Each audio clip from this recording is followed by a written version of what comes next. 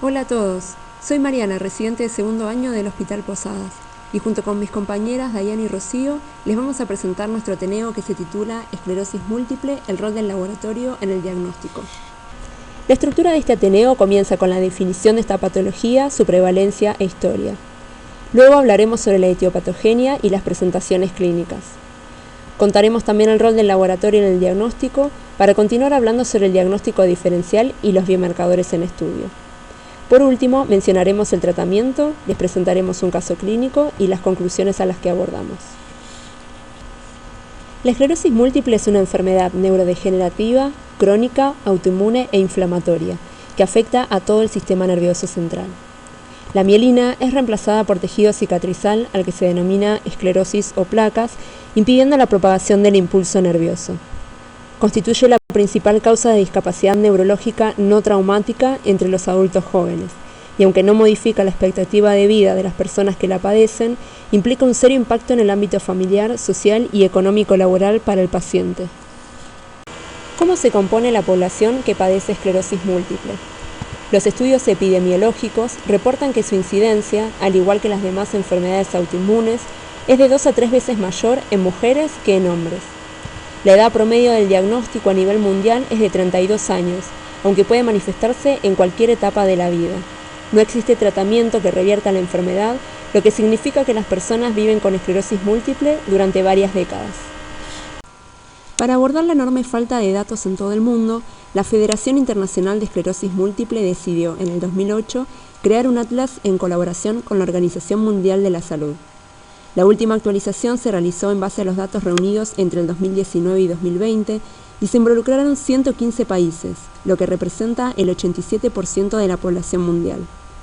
Luego de confeccionar este atlas se concluyó que actualmente hay 2,8 millones de personas en todo el mundo que padecen la enfermedad, es decir, afecta a 1 de cada 3.000 personas, pudiendo llegar a ser 1 de cada 300 en los países con mayor prevalencia. Eso significa que cada 5 minutos alguien en algún lugar del mundo es diagnosticado. Según el Atlas, en la Argentina hay 17.017 personas que padecen la enfermedad, lo cual implica que la prevalencia es de 38 cada 100.000 habitantes. Los orígenes de esta patología se remontan a la primera parte del siglo XIX, donde se documentaron casos que describían signos clínicos que luego se reconocerían como propios de la esclerosis múltiple.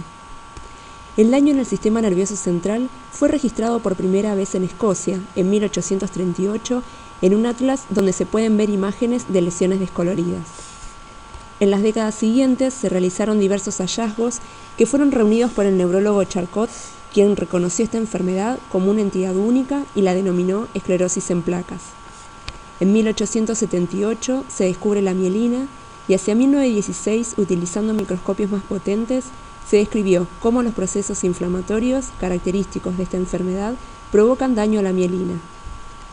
A partir de muestras de punción lumbar, en 1947 se detectaron inmunoglobulinas en líquido cefalorraquídeo. En 1959, Patterson, al inyectar linfocitos T de un animal enfermo a uno sano, comprobó que se inducía el desarrollo de la enfermedad, evidenciando así el rol de estas células en la patología. En 1981 se utilizó por primera vez la resonancia magnética en pacientes con esclerosis múltiple, determinando que aún sin síntomas se podía observar indicios de la enfermedad. En cuanto a la etiología de la enfermedad, la hipótesis más aceptada postula que es el resultado de una predisposición genética y de un factor ambiental no conocido. No está clara la naturaleza de este factor, aunque se considera que estarían implicadas enfermedades virales y autoinmunes. Dentro de las enfermedades virales, se asocia fuertemente con el virus del Epstein-Barr y el virus linfotrópico de células T humanas. Por otro lado, diversas publicaciones relacionan distintos cuadros autoinmunes a un posterior desarrollo de esclerosis múltiple. Los estudios publicados hasta la fecha asocian un mayor riesgo de padecer la patología en los siguientes factores. El sexo, ya que las mujeres tienen entre 2 a 3 veces más riesgo de padecerla que el hombre. La historia familiar, dado que si bien no es una enfermedad hereditaria, aquellas personas con uno o más miembros de la familia que la padecen tienen mayor riesgo de desarrollar la enfermedad. Además, se la asocia mayormente a personas de raza blanca, en particular las de ascendencia del norte de Europa. Se vio que tiene mayor prevalencia en países con climas templados. la menor exposición solar y la consecuente disminución en los niveles de vitamina D, ya que ésta cumple un rol en la regulación del sistema inmunológico, por lo que su déficit predispone al desarrollo de una enfermedad autoinmune. Y al tabaquismo, ya que puede exacerbar el cuadro autoinmune. Si bien hoy en día se sabe que la esclerosis múltiple es una enfermedad inmunomediada, se desconoce la secuencia de acontecimientos que provocan el daño de la sustancia blanca. Por eso se plantearon diferentes modelos. El modelo de afuera hacia adentro plantea que los linfocitos T autorreactivos se activan en la periferia e ingresan al sistema nervioso central, originando las lesiones. El otro modelo, denominado de adentro hacia afuera, plantea que la esclerosis múltiple es una enfermedad neurodegenerativa primaria, es decir, la disfunción inicial se produce en el sistema nervioso central, pudiendo ser inmunológica o no. Habría una movilización de los antígenos a través de los ganglios linfáticos y se activarían las células T junto con otras células, desencadenando una reacción autoinmune.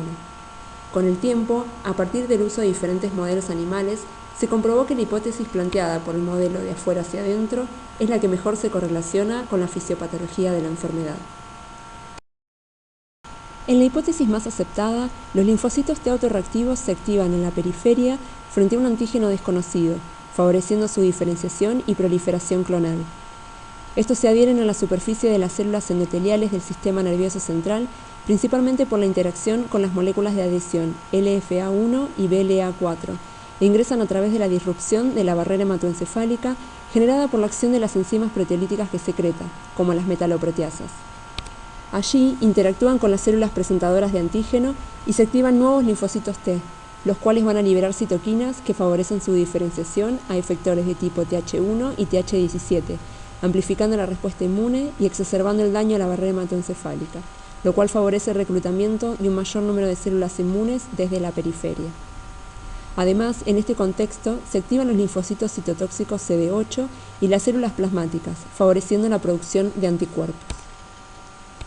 Los factores solubles tóxicos, como las citocinas procedentes de los macrófagos, de las células microgliales activadas y de los CD8, junto con los productos del estrés oxidativo, las enzimas proteolíticas e inmunoglobulinas, son las responsables de las lesiones desmielinizantes propias de la enfermedad. La esclerosis múltiple puede presentarse o evolucionar de distintas formas clínicas. Por ello, surgió la clasificación en diferentes tipos clínicos según el perfil temporal de los brotes y la progresión. El síndrome clínico aislado es el primer episodio clínico identificado y puede ser mono o polisintomático. La forma remitente recurrente es el tipo más frecuente y afecta a más del 80% de los pacientes. Si bien las fases iniciales pueden ser asintomáticas, en el sistema nervioso central ya se presentan lesiones inflamatorias. En esta forma clínica, los pacientes experimentan brotes. Un brote o recaída es un empeoramiento repentino de los síntomas o la aparición de nuevos síntomas que duran al menos 24 horas. Puede ser leve o lo suficientemente grave como para interferir significativamente con las actividades diarias. La mayoría de las exacerbaciones duran días o semanas, aunque pueden durar meses. Son característicos de la forma remitente recurrente y se cree que están asociadas con el daño a nuevas áreas del sistema nervioso central. Entre un 30 y un 50% de los pacientes que cursan una fase remitente recurrente desarrollan la forma progresiva secundaria. Esta forma clínica presenta una progresión continua, sin periodos de remisión, y puede presentar o no recaídas, por lo que el grado de discapacidad persiste o empeora entre brotes. La forma progresiva primaria es menos frecuente y solo afecta al 10% de los pacientes. Se caracteriza por la ausencia de brotes definidos, hay un comienzo lento y un empeoramiento constante de los síntomas. A nivel mundial, el 85% de las personas con esclerosis múltiple es diagnosticada en la forma clínica remitente recurrente, el 12% en la forma progresiva secundaria y el 3% restante en la forma progresiva primaria. Los síntomas que padecen los pacientes no tienen una presentación típica.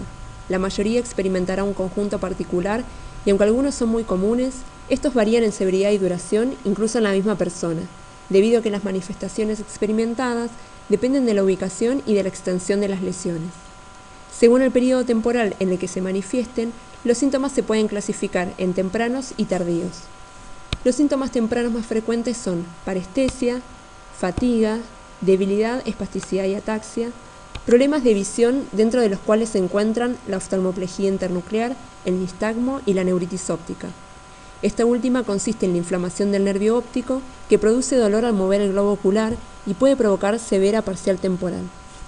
También presentan alteraciones de la marcha y por último un signo frecuente de la esclerosis múltiple que se denomina signo de Lermite, donde la inflamación o compresión de un disco cervical produce que al flexionar el cuello hacia adelante se genere una sensación similar a una descarga eléctrica, que se irradia desde la parte posterior de la cabeza hacia la columna vertebral y generalmente también hacia las extremidades o el torso. Los síntomas tardíos consisten en parálisis, problemas de micción, intestinales y sexuales. Por otro lado, los pacientes pueden experimentar síntomas menos comunes como dificultades en el habla, problemas auditivos, respiratorios y convulsiones. También pueden presentar síntomas secundarios que son consecuencia de los síntomas ya descritos. Dentro de este grupo se encuentran las infecciones del tracto urinario y la osteoporosis. Por último, son igualmente importantes los síntomas terciarios, que son el resultado del impacto de la enfermedad en la vida del paciente. Estos incluyen complicaciones sociales, vocacionales y psicológicas, siendo la depresión un síntoma muy común en estas personas. La esclerosis múltiple puede ser difícil de diagnosticar porque no existe una única prueba que permita hacerlo. Por eso, a lo largo del tiempo, se han propuesto diferentes criterios diagnósticos hasta que en el año 2001 se proponen los primeros criterios de McDonald. Los criterios de McDonald se basan en demostrar la presencia simultánea de diseminación en el espacio y en el tiempo, entendiendo la diseminación en el espacio como la existencia de al menos 2 lesiones en distintas localizaciones del sistema nervioso central, y a la diseminación en el tiempo como a la presencia de al menos 2 episodios de disfunción neurológica separados en el tiempo. Para evidenciar la diseminación se tienen en cuenta las manifestaciones clínicas porque nos pueden estar indicando una lesión desmielinizante y otras medidas paraclínicas como la resonancia magnética nuclear, que nos permite detectar de manera altamente sensible las lesiones inflamatorias en el cerebro y la médula espinal, el análisis del líquido cefalorraquídeo, porque nos permite evidenciar inflamación crónica, y los potenciales evocados, porque pueden poner en evidencia lesiones clínicamente silenciosas de otras áreas del sistema nervioso. Además, se debe respetar un principio fundamental de que los signos y síntomas no puedan ser explicados por otra patología. Los primeros criterios establecidos en el año 2001 se basaban principalmente en las imágenes aportadas por la resonancia magnética nuclear para evaluar la diseminación en el tiempo y el espacio. Con el transcurso de los años, estos criterios fueron evolucionando con el objetivo de diagnosticar precozmente la enfermedad y así permitir el inicio temprano del tratamiento. Por eso, las últimas revisiones brindan vías alternativas para evidenciar la diseminación de las lesiones, pasando a tener un rol central en el diagnóstico la determinación de bandas oligoclonales. La última revisión, publicada en el año 2017, busca facilitar el diagnóstico particularmente en los pacientes con síndrome clínico aislado. Una de sus principales modificaciones es que la detección de bandas oligoclonales en el líquido cefalorraquídeo puede sustituir la demostración de la diseminación temporal en las lesiones de resonancia magnética. Entonces, en base a esta revisión, es que podemos decir que en un paciente con síndrome clínico aislado, para el cual no existe mejor explicación para su presentación clínica, la presencia de bandas oligoclonales específicas en líquido cefalorraquídeo como criterio de diseminación en el tiempo, sumado al cumplimiento de los criterios clínicos o de imagen para la diseminación en el espacio, permite realizar el diagnóstico de esclerosis múltiple. Como mencionamos anteriormente, en el contexto del diagnóstico de la esclerosis múltiple podemos recurrir al análisis del líquido cefalorraquídeo, que puede ser abordado desde diferentes aspectos. Podemos realizar entonces un análisis citoquímico, determinar el índice de IgG y también evaluar la presencia de bandas oligoclonales. Es importante aclarar que de estas determinaciones, solo las bandas oligoclonales son criterios diagnósticos. Las 2 restantes nos brindan información complementaria que puede ser de utilidad en el abordaje inicial de un paciente con sospecha de algún proceso a nivel del sistema nervioso central, pero no son criterios diagnósticos. En cuanto al análisis citoquímico, el líquido cefalorraquídeo es de aspecto macroscópicamente normal, el número de células y las proteínas pueden ser normales o estar ligeramente aumentadas, principalmente a expensas de linfocitos T y de las proteínas totales, respectivamente. y la glucosa también es normal. Por otro lado, el índice de IgG permite hacer un análisis cuantitativo de la producción intratecal de IgG, comparando sus concentraciones con las de albúmina en líquido y suero, ya que ambas atraviesan la barrera hematoencefálica en la misma proporción.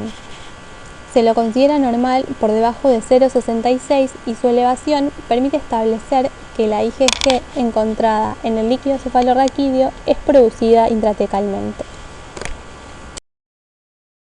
Entrando un poco más en detalle en las bandas oligoclonales, podemos decir que son el resultado de la activación de un número reducido de clones de linfocitos B dentro del sistema nervioso central que se transforman en células plasmáticas que secretan inmunoglobulinas. Cada clon produce una inmunoglobulina específica que presenta una movilidad electroforética característica. Su presencia refleja la síntesis intratecal de anticuerpos que generalmente son de tipo IgG, sin saber con precisión contra qué antígenos están dirigidos. Se las encuentra en aproximadamente el 90% de los pacientes con esclerosis múltiple, pero es importante tener en cuenta que también pueden estar presentes en otras enfermedades del sistema nervioso central. Además, tienen un valor predictivo del 73 al 100% de probable evolución en pacientes con neuritis óptica a esclerosis múltiple. Para la determinación de las bandas oligoclonales en líquido cefalorraquídeo en el laboratorio, el isoelectroenfoque en gel de agarosa es considerado el método gold estándar. Este método consiste en establecer un gradiente estable de pH por adición de los anfolitos adecuados. Se coloca luego la muestra en un pocillo del gel y se aplica un campo eléctrico que hace que las proteínas se distribuyan a lo largo del mismo de acuerdo a sus valores de punto isoeléctrico. En nuestro laboratorio se utiliza el equipo G26 de Interlab que permite identificar bandas oligoclonales en suero y líquido cefalorraquídeo emparejados mediante enfoque isoeléctrico e inmunotransferencia. Para esta determinación debemos procesar paralelamente una muestra de suero y el líquido cefalorraquídeo. Idealmente, ambas muestras deben ser tomadas y remitidas en conjunto. En el caso de que remitan solo el líquido, podemos esperar hasta 48 horas para recibir el suero. Una vez que tenemos ambas muestras, lo primero que debemos hacer es medir las concentraciones de IgG en suero y líquido, que en nuestro caso lo hacemos mediante nefelometría. Luego se realizan diluciones necesarias para llevar a las muestras al mismo rango de concentraciones para que los patrones obtenidos resulten comparables. El paso siguiente consiste en hacer la corrida electroforética en el equipo G26, seguida de un paso de inmunotransferencia manual. Finalmente, se incuba dicha membrana de transferencia con el anticuerpo anti-IgG humano marcado, lo cual permite detectar las bandas oligoclonales de IgG con alta sensibilidad. Para interpretar los resultados tenemos que hacer una comparación visual del patrón de IgG obtenido en el suero y el líquido cefalorraquídeo del paciente. En la práctica se describieron 5 tipos de patrones que veremos a continuación. El tipo 1 es un patrón normal con una respuesta policlonal tanto en el suero como en el líquido, que estaría representado por las líneas grises de la imagen. Las líneas verdes representan a la albúmina y a la cistatina C, que no son visibles cuando revelamos con anti-IgG humana. El patrón tipo 2 refleja una típica respuesta oligoclonal en el líquido, donde vemos bandas discretas de IgG, que serían las líneas rojas de la imagen, con una respuesta paralela normal en el suero. En el caso del patrón tipo 3, podemos ver una respuesta oligoclonal tanto en el suero como en el líquido, que serían las líneas negras, pero también podemos observar que las bandas difieren en sus puntos isoeléctricos. A este patrón también se lo denomina patrón mayor debido a que hay un mayor número de bandas oligoclonales en el líquido frente al suero. El tipo 4 se ha denominado patrón en espejo porque el perfil oligoclonal en el suero y el líquido es el mismo. Y el tipo 5 representa la respuesta monoclonal típica de las proteínas, siendo más prominentes las que se encuentran cerca del cátodo. El patrón tipo 2 y tipo 3, donde hay presencia en el líquido cefalorraquídeo de 2 o más bandas que no están en el suero, se consideran como VOC positivas. A medida que se presentan mayor cantidad de bandas, aumenta la especificidad, pero la sensibilidad empieza a disminuir. Ahora les mostraremos algunas corridas obtenidas en nuestro hospital. Nos gustaría recalcar que si bien es importante reconocer los diferentes tipos de patrones que existen en nuestro laboratorio, no los informamos. En el caso de que la detección de VOC sea positiva, se informa como que se observan bandas oligoclonales en líquido cefalorraquídeo que no se detectan en suero. En esta primera imagen podemos observar que a los extremos se corren los controles positivos y en el medio hay diferentes diluciones de las muestras del paciente. Esta imagen se correlaciona con un patrón normal, es decir, con un perfil policlonal tanto en el suero como en el líquido cefalorraquídeo. Esta imagen y la que sigue se corresponden con un patrón tipo 2, donde observamos una respuesta oligoclonal en el líquido cefalorraquídeo y una respuesta policlonal en el suero. Y esta última imagen se corresponde con un patrón tipo 3. Teniendo en cuenta que no contamos con un biomarcador diagnóstico específico para esta patología y que la sintomatología se solapa con el de otras enfermedades del sistema nervioso, un aspecto importante en el abordaje de los pacientes con sospecha de esclerosis múltiple es llevar a cabo el diagnóstico diferencial con otras patologías. Los trastornos del espectro de la neuromielitis óptica y los síndromes de antiglicoproteínas de oligodendrocitos de la mielina, más comúnmente llamados anti-MOG, son afecciones inflamatorias del sistema nervioso central inmunomediadas, que debido a sus manifestaciones clínicas con frecuencia se confunden con la esclerosis múltiple. El ejemplo más claro de este solapamiento es la neuritis óptica, que suele ser de los primeros síntomas en los pacientes con esclerosis, pero puede manifestarse en estas otras enfermedades inflamatorias. Por un lado, los síndromes anti-MOG resultan del daño a la glicoproteína expresada en la superficie de los oligodendrocitos y las vainas de mielina. Debido a su ubicación, MOG es un buen candidato antígeno para explicar desmielinización autoinmune. Por otro lado, la neuromielitis óptica se asocia frecuentemente con anticuerpos dirigidos contra la aquaporina 4, que es el canal de agua más abundante en el sistema nervioso que se encuentra ubicado en los procesos astrocíticos de la barrera hematoencefálica. Aunque ambas patologías comparten una serie de manifestaciones clínicas, son entidades independientes con distintos mecanismos fisiopatológicos.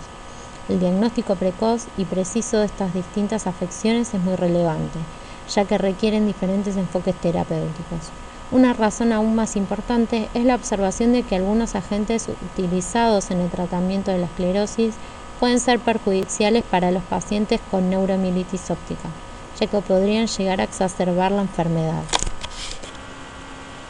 En nuestro hospital se está por incorporar una técnica para detectar antiaquaporina 4 y anti-MOG en simultáneo mediante inmunofluorescencia.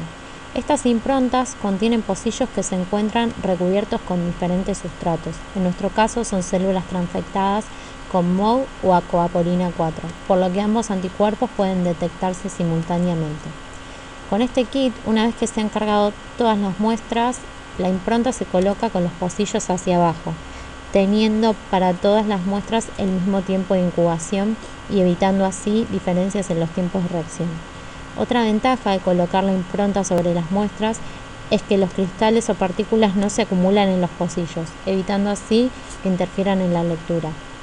Además, se evita la evaporación de las muestras, por lo que no necesitaríamos implementar una cámara húmeda para la incubación. Tanto para aquaporina 4 como MOG se produce un patrón de fluorescencia lisa granular en el citoplasma, siendo granular fina para aquaporina 4 y granular gruesa para MOG, pudiendo presentar fluorescencia sobre la membrana celular. Y en ambos casos los núcleos pueden teñirse ligeramente. Con respecto a las técnicas disponibles en el laboratorio, si bien disponemos de la determinación de las VOC, hace algunos años se estudian biomarcadores clínicamente relevantes y prometedores que podrían ser útiles para el diagnóstico y pronóstico de la enfermedad, así como para la evaluación de la respuesta al tratamiento. A continuación nombraremos los más importantes. El biomarcador adecuado para el diagnóstico de la esclerosis debe permitir diferenciar entre pacientes con la enfermedad y personas sanas o con otras patologías. Para ello, se evalúa el uso del índice kappa. Como sabemos, las cadenas livianas libres se detectan normalmente en suero debido a que las células plasmáticas las sintetizan en exceso junto con las inmunoglobulinas completas. La presencia de estas cadenas livianas en LCR nos da idea de que hay producción intratecal de inmunoglobulinas. El índice kappa refleja la relación de concentraciones de las cadenas livianas libres kappa en LCR con respecto al suero. Es necesario expresarlo en relación a los valores de albúmina en un compartimento y otro, ya que nos indicará si la barrera hematoencefálica se encuentra indemne, debido a que no hay síntesis de esta proteína en sistema nervioso central, reduciendo de esta manera los resultados falsos positivos. Estudios recientes demostraron que el índice kappa aumenta en pacientes con síndrome clínico aislado o esclerosis remitente recurrente, y que la determinación presenta una sensibilidad y especificidad comparables con la determinación de las BOC, pero no la reemplazan en el diagnóstico de dichas entidades. Su principal ventaja es que es un procedimiento automatizado y cuantitativo. Es una herramienta que se podría implementar a futuro en nuestro laboratorio, ya que contamos con el equipo SPA Plus que se utiliza actualmente para detectar cadenas livianas libres en suero en el estudio de otras patologías. Por otro lado, se estudia la aplicación como biomarcador pronóstico de la quitinasa 3 tipo 1. El objetivo es proporcionar información sobre el curso de la actividad de la enfermedad e indicar la conversión de una forma a otra de presentación clínica. Quitinasa 3 tipo 1 es una glicoproteína producida por una amplia variedad de células. Si bien se desconoce su papel fisiológico, se sabe que se expresa en astrocitos en el tejido cerebral de pacientes con esclerosis múltiple y que se asocia a diferentes estados de neuroinflamación, por lo que cabe aclarar que no es específica de esta patología. A partir de diferentes estudios, se ha demostrado que a través de una técnica de ELISA se puede evaluar su presencia en líquido cefalorraquídeo con una adecuada sensibilidad. Se pudo establecer que la concentración de quitinasa es un factor de riesgo independiente para la conversión de síndrome clínico aislado a esclerosis remitente recurrente, y sus altos niveles se asociaron con una progresión más rápida a la discapacidad. Debido al curso impredecible y la respuesta heterogénea al tratamiento, existe una clara necesidad de biomarcadores que permitan predecir la respuesta terapéutica y monitorizar su eficacia. En ese contexto es que se evalúa la determinación de neurofilamentos tanto en el LCR como en suero. Los neurofilamentos son componentes citoesqueléticos de las neuronas que son particularmente abundantes en los axones. Se componen de 3 subunidades definidas por su peso molecular, siendo el subtipo más estudiado el neurofilamento de cadena liviana. Frente al daño de estas estructuras, las proteínas se liberan en el LCR, por lo que su hallazgo en suero refleja una fuga o difusión a través de la barrera hematoencefálica. Como el aumento de sus niveles es indicativo de daño axonal, no es exclusivo de esclerosis múltiple. Hasta hace unos años, la utilidad clínica de esta determinación era limitada, dado que las punciones son procedimientos invasivos para obtención de muestras de seguimiento. Con el surgimiento de técnicas de tercera y cuarta generación, se ha podido desarrollar una metodología que permite su detección en suero. Un nuevo inmunoensayo denominado de matriz de molécula única ha demostrado una sensibilidad muy superior a los ensayos de ELISA y electroquimioluminescencia, permitiendo diferenciar mejor los valores patológicos de los normales. Los niveles de neurofilamentos de cadena liviana aumentan durante las recaídas y se asocian positivamente con la carga lesional evidenciada por resonancia magnética y también con las puntuaciones de discapacidad. Actualmente, el diagnóstico impulsa la selección más temprana posible de un tratamiento para detener prematuramente la actividad de la enfermedad, disminuyendo el riesgo de progresión y de esta manera retrasando la evolución a la discapacidad. Con las terapias disponibles vamos a poder actuar sobre el componente inflamatorio, que es el que predomina al inicio de la enfermedad. El componente neurodegenerativo va a predominar en fases más avanzadas y por el momento no tenemos ningún fármaco que sea efectivo en dicha fase. El tratamiento tiene que abarcar los tres aspectos fundamentales de la enfermedad. Por un lado, incidir sobre su fisiopatología utilizando lo que llamaremos terapias modificadoras de la enfermedad. Son aquellos fármacos que van a modular o inhibir la respuesta inmunológica y por tanto disminuyen la actividad inflamatoria dentro del sistema nervioso central. Estas terapias se van a clasificar como fármacos de primera y segunda línea, teniendo los primeros un efecto inmunomodulador y los de segunda línea uno más inmunosupresor. Es importante tener el concepto de que se individualiza el tratamiento para cada paciente. La elección del fármaco dependerá de que la enfermedad sea más o menos activa y de que presente mejor o peor pronóstico. Por otro lado, se debe abordar el tratamiento de los brotes o recaídas. El objetivo es acortar la duración de los síntomas, aunque no se previene la aparición de nuevas exacerbaciones. Para ello se administran altas dosis de corticoides por vía oral o endovenosa durante 3 a 5 días. Y por último, se debe tener en cuenta el tratamiento sintomático, el cual apunta a la terapia farmacológica y no farmacológica de todos los síntomas que aparecen a lo largo de la enfermedad, desde la fatiga hasta la depresión que sufren los pacientes, incluyendo también las modificaciones en el estilo de vida, como por ejemplo la supresión del tabaquismo, el cual es un hábito que se sabe que exacerba la actividad inflamatoria. Una vez que se inicia el tratamiento, un papel clave en el cuidado del paciente es controlar tanto la adherencia como la respuesta al mismo.